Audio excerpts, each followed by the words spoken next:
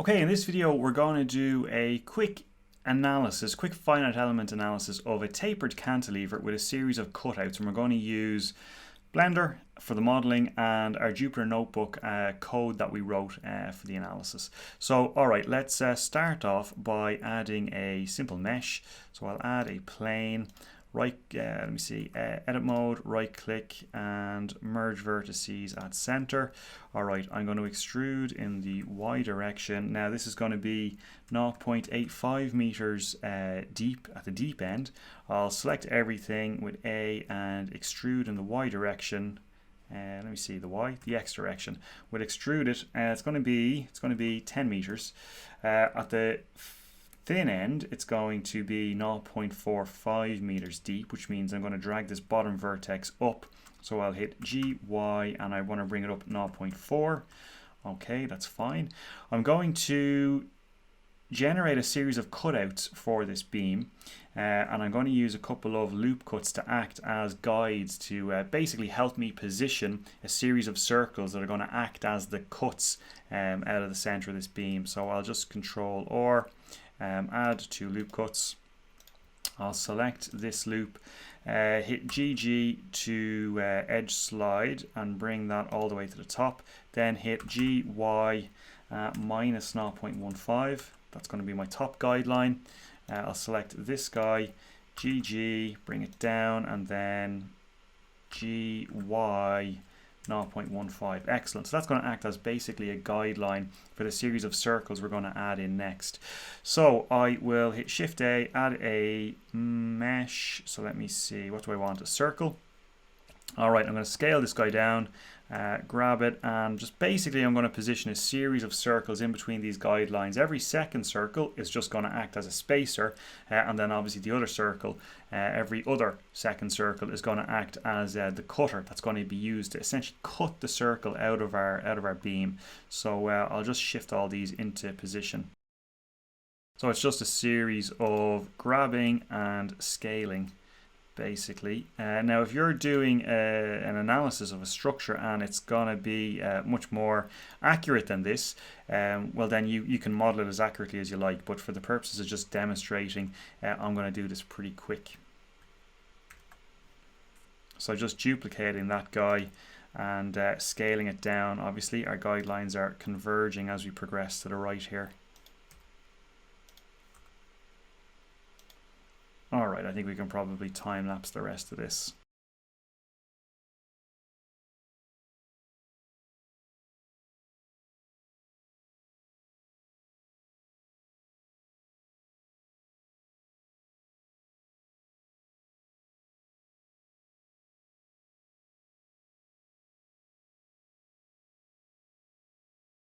Alright, so now that we've got enough of these circles in, as the cantilever tapers off here to the right, what I want to do now is have an elongated slot in this location. So I'm going to take this last circle and duplicate it in the X direction.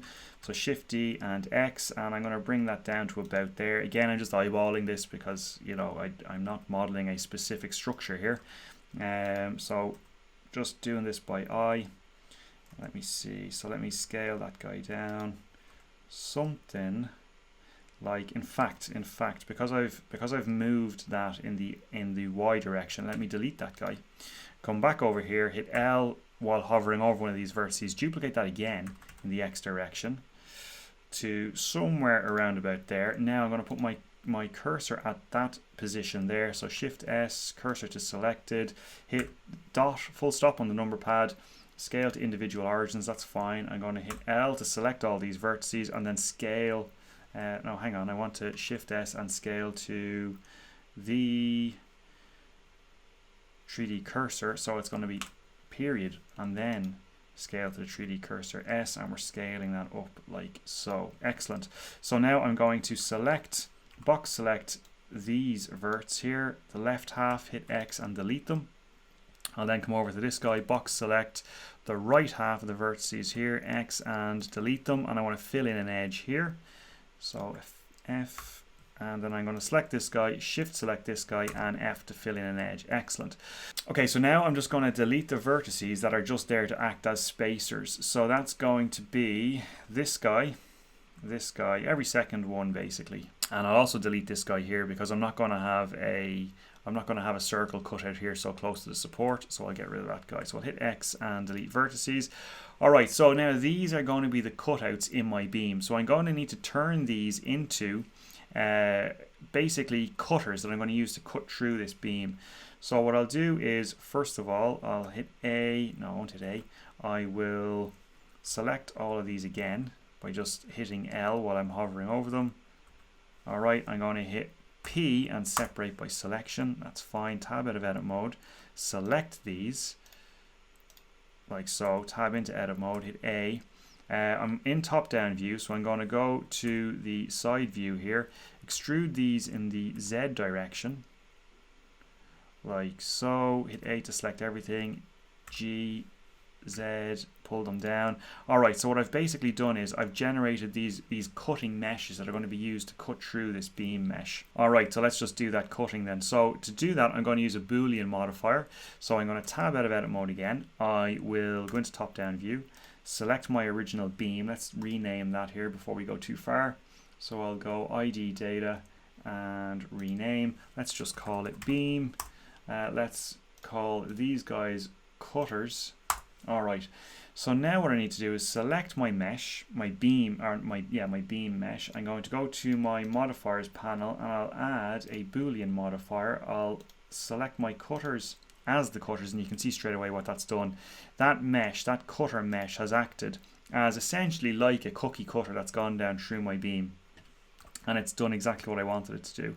Alright then, so now before I apply that, I'm going to duplicate Shift D to duplicate those cutters, and I'm going to rename that as a backup and I'll just turn it off. We'll need that later on.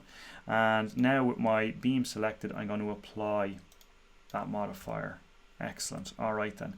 So with these guys selected, I can probably hide that. Excellent. So now we have our beam mesh. Alright, so we have a kind of a sort of a fairly messy mesh here, and what I need to do now is actually try and generate a finite element mesh from that. Now in order to do that, what I'm going to use is a Blender add-on here called Quad Remesher. So it's a really good add-on. I find it to be an excellent tool here. There are more, I suppose, there are other tools you could use to generate a finite element mesh. Probably the most well-known would be open source one would be Gmesh. But the fact that most of our workflow is within Blender already, I'm going to use this Blender add-on. It's a paid add-on. It's pretty cheap. I think it's pretty good value for what it actually offers you. So let's just try and use it here. So with my mesh selected here, let me see, I'm going to tab out of edit mode and I'm going to try and remesh this structure. Now I'm selecting, just as a ballpark, 3200 as my target for the number of quads. Now you're going to have to be careful when you're meshing, because the way we've written our finite element code, it assumes all elements are quad elements. It assumes no triangular elements. So meshing this type of structure can be a bit trial and error, because you want to make sure you don't have any triangles, and sometimes when you use this add-on it will have the odd triangle in there. It's trying to achieve a fully quad mesh, but it doesn't always work, so we're going to have to do a quick check to make sure that we don't have any triangles in our mesh after we've generated it. So anyway, let's just try and generate a mesh here. Wait till I see. Okay, so that's generated a mesh for us. It's a little bit, I suppose the technical term for me would be sporadic.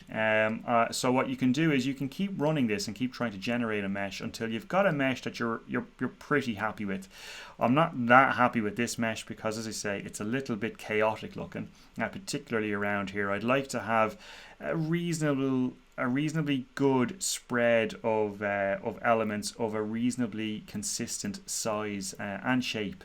So let's just try. The way I get around this is basically by changing the quad count and trying again, see what I get. Oh, that's a lot better. I like that a lot more. So that's a much more orderly looking mesh. The next thing that we have to do is to try and make sure, well, we have to make sure there's no triangles in this mesh. So in order to do that, I'll use a very helpful little tool Blender has, which is up here. If I go to select, I'm going to select all by trait, and then I'm going to hit faces by sides. All right, so what this is, if I look down here on the bottom left, what this is allowing me to do is set the number of sides. So a triangle obviously has 3.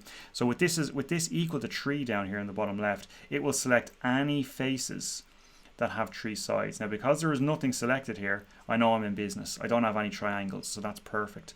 So if I change that to 4, this whole thing is going to light up and go orange. So there you have it. So there is no 4-sided elements. It's probably worth checking. There shouldn't be any 5-sided elements. Let's check. Excellent. So that's a great little tool to make sure that the mesh you've generated using Quad Remesher is a fully quad mesh before you go and export it to your finite element code. Alright, the next thing that I want to do is just make sure that my circles, my cutouts here didn't get too distorted. I can see by eye already some of them have been distorted with the meshing process. So what I'm going to do now is bring back my cutters, make them visible again, and compare the original cutter shape with the meshed shape. So let's bring these guys back, tab out of edit mode over here, bring the cutters back. Now because I'm looking straight down on top of the cutters, I can't see them. So what I'll do is I will hide my beam. In fact, before I hide this, let me rename this guy to beam underscore meshed, all capitals. I don't like that. Turn that off. Beam underscore meshed. Excellent. All right then. So now we've got, let me see, let's turn that off. Let's bring our cutters, well, our cutters are already back. Let's go into side view. We can see them again. Select them, tab into edit mode, hit 1 on the number strip to go into vertex select, hit Z, go to wireframe view, B, box select, drag across all these, hit X, delete those vertices, and now I'm just going to fill in these faces. So I'll hit L here and fill that face, L and fill that face. I can come out of wireframe into solid view mode. I'll see my faces being filled, and I'll just fill all these basically. Alright, great. Tab out of edit mode. Let's come back to top down view by hitting 7 on the number pad. We'll bring our meshed beam back. Okay, and select our beam, tab into edit mode. Alright, and now we're able to compare our, let's go into wireframe. We can compare the shape of our beam, of our meshed beam, with the original cutter. So you can see the cutters is the solid line back here, and so we can compare and see that that matches pretty much bang on with our original cutters. So that didn't get distorted. Alright, or it didn't get appreciably distorted, let's put it that way. This guy still looks pretty good as well. Maybe a little bit of distortion down here. So let me select this ring of verts. Let me right click on it. Select, right click, go to loop tools and hit circle. And that's going to turn those selected vertices into a perfect circle. Now I can hit G and just pull them so that they line up. So there's the circle underneath. That is my original cutter. So I'm just pulling these so that they match as closely as I can get them by eye.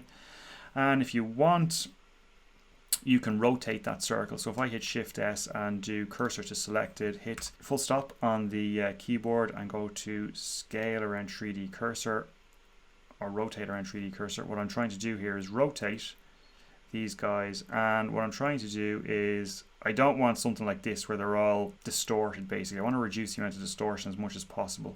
So I'm rotating them to there. Probably haven't changed them too much. So let's move on to the next circle. This guy looks okay. I'll leave him as he is. Let's move over to the next guy over here. This one's definitely been distorted. So again, I'll Alt and click and then hit right click, loop tools, circle. Excellent. And then I'm going to grab that circle and line it up again.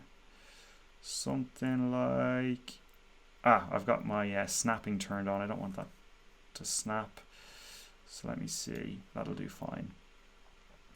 That one's good for now. This one definitely needs some work. So again, Alt click that guy, right click, loop tools, circle, and then just grab our circle and line it up. Grab our circle and line it up with the original. Now that one sort of reduced in size, so I can scale it back out. Let me see. I need to Shift S and let me see, cursor to selected. And now I'm going to scale around this cursor. So let me hit S. So I'm scaling around the perfect center of that circle. Something like that. Brilliant. Okay. And this guy doesn't look like he's being distorted at all.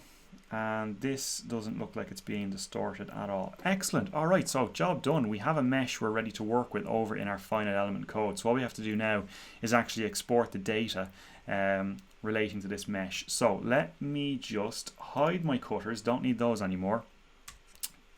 I'll deselect all of those in edit mode, tab out of edit mode. So now we're going to use the codes that we wrote in the course. So we'll come over here to model export v2 and we're just going to run that. It's going to drop the files over on our desktop for our mesh definition. We'll tab into edit mode. It's cantilever, so I'm going to select all of these vertices over here. Now I've in my code specified that those vertices are restrained in the X and Y direction, so I just need to run the code now. So it's going to be restraint export. Let's run that guy. Now I'm going to model a uniformly distributed load across the top of this cantilever. And so I've specified that in the code. Of course, I could have a linearly increasing or decreasing load, but we'll keep it simple for now. So I'm going to select all of the vertices under my load, and I'm going to run distributed load export, and let's run that guy. Excellent. So now the last thing I have to export from this is the masks. I'm going to need a series of masks so that I don't have any interpolated values in the blank space, if you like, of my structure. So in order to generate the masks, I'll select this guy, shift select, let me scroll in here, shift select that guy, and so on. So I'm basically selecting all of my circles here that I want to generate a mask in. Okay, I'm going to hit shift D to duplicate them, right click to leave them where they are. I'll hit P to separate by selection. That's generated a new mesh over here. That's this guy. Right click, ID, rename to, let's just call it masks. Alright, let's tab out of edit mode. In fact, let's go back in here. Take this vertex here, shift D in the Y direction. I want to drag it down. And I'm going to snap to the vertical position of this node over here. I'm going to shift select that guy, shift select down here. I'll hit F to fill in a face, hit 3 on the number strip, hit P to separate by selection. That separates that face out into a separate mesh. I'll hide my original beam, so I'm only left with this guy, and shift select this guy. I'll hit Control J to join those into a single mesh. I'm going to rename that guy to masks because I lost my renaming. Alright, so now these are my masks. You'll see what I mean when we go over to the Jupyter notebook. Before I try and export these, I actually need to generate faces inside of all of these. So I'm going to hit 1 on the number strip. Let's go back into solid view. Select this guy, hit F, this guy, and so on all the way down. Excellent. These are now my masks. So now I can run my mask export code and drop the information for those guys over on the desktop. Brilliant. So now we have a series of CSV files over on our desktop. We want to grab those, put them in the right folder so that our Jupyter notebook can go and look in that folder, extract all that data, and run our finite element analysis over in the Jupyter notebook. So let's go ahead and do that now. Alright, so here we are over in our Jupyter notebook. So we've got some parameters to set at the start. So we've set a Young's modulus, a Poisson's ratio. We're doing a plane stress analysis, and so we've got the material matrix associated with a 2D plane stress element. I'm assuming my beam is 100 millimeters thick, and we've commented out the plane strain material matrix and thickness of 1. Let me see, what else do we set? Well, we don't have any point loads specified on our structure, and so we can leave that at 0. And we've got steel here, so that will be a pretty big steel beam. Nevertheless, we've got a self-weight of steel, and we're asking our code to take self-weight into account. So we could run this with self-weight turned on or off. So we've run the code, and this is what we've got. Okay, so the next thing that we come to down here is our deflection plot. So you can see a fairly predictable deflection plot here. We have our original structure in grey behind, and so we've got a scale factor here where we can change the scale and make the deflection a little bit more obvious. So let's change that to, let's say 15. And we can see our deflection updates exactly as we'd expect.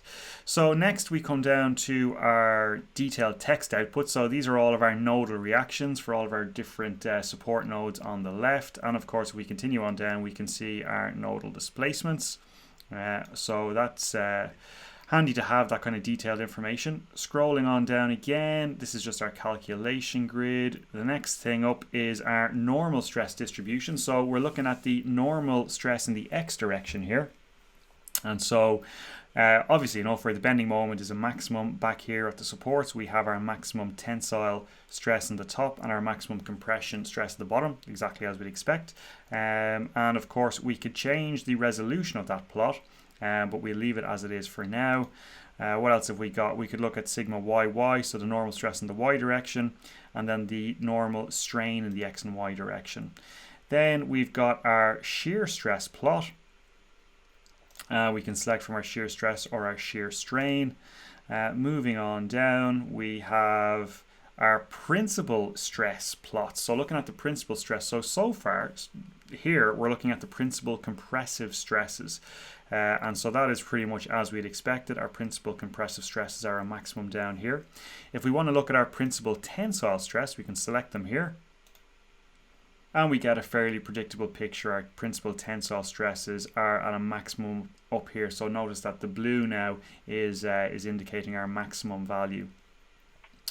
Moving on down, then the last stress distribution we have for our beam is our von Mises stress. So obviously if we've got our principal stresses, it's pretty easy to work out what our von Mises stress is. And so this is our von Mises stress for the structure. Now the extra little functionality we have here is that we can set the stress limit. So we've got a maximum stress here of 73 newtons per millimeter squared. Let's imagine we wanted to identify only those regions of the beam that had a von Mises stress greater than 50 newtons per millimeter squared. Well, that's fine. We just set this guy to 50 and our plot will update with the revised stress. Excellent. So we can identify those areas that might be problematic, that might exceed whatever the yield stress of our material is. So there we have it. It's a fairly straightforward process. Well, once all the code is written, it's fairly straightforward to go from modeling whatever structure you want to model in Blender all the way over to exporting that structure, bringing it into your Jupyter Notebook and running your finite element analysis over in your Jupyter Notebook.